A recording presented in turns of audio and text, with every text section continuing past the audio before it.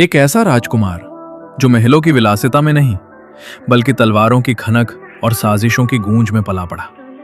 एक ऐसा योद्धा जो सत्ता की लड़ाई में इस कदर फंस गया कि आज वो इतिहास का एक कड़वा सबक बन चुका है।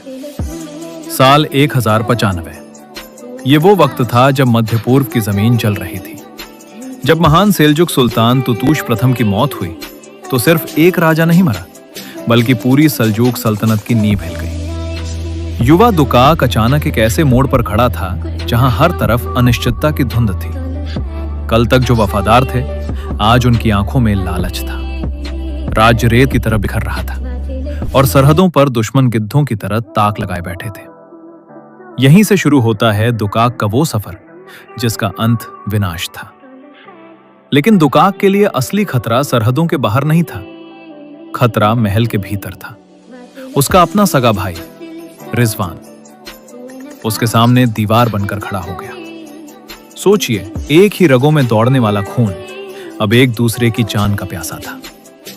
साम्राज्य दो हिस्सों में बट गया, दमिश्क और अलेप्पो। भाई की मोहब्बत पर तख्त की भूख हावी हो गई। भाइयों की इस जंग ने इस्लाम की उस ताकत को खोखला कर दिया जो कभी दुनिया को चुनौती देती थी। दमिश्क के आलीशान दरबार में मोमबत्तियों की रोशनी से ज्यादा सायों का राज था। वहां हर चेहरा वफादार नहीं था। साजिशें, धोखा और सत्ता की भूख हर गलियारे में तैर रही थी। और इन्हीं अंधेरी परछाइयों में चुपचाप खड़ा था तुकतकीन। वो दुकाक का अताबेग भी था और सौतेला पिता भी। वो एक मंझा हुआ खिलाड़ी था जो शतरंज की बिसात बिछाकर सही समय का इंतजार कर रहा था।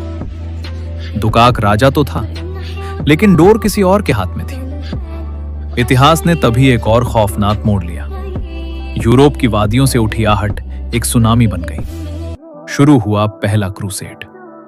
हजारों की संख्या में विदेशी सेनाएं पवित्र भूमि की ओर बढ़ रही थीं।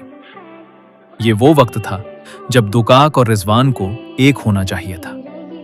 लेकिन अफसोस, भाइयों की आपसी नफरत इतनी गहरी थी कि उन्होंने दुश्मन से हाथ मिलाना बेहतर समझा, लेकिन एक दूसरे का साथ नहीं दिया। मुस्लिम शासकों की यही आपसी फूट ईसाइयों के लिए सबसे बड़ी ताकत बन गई। दुश्मन मजबूत होता गया और सल्तनत कमजोर।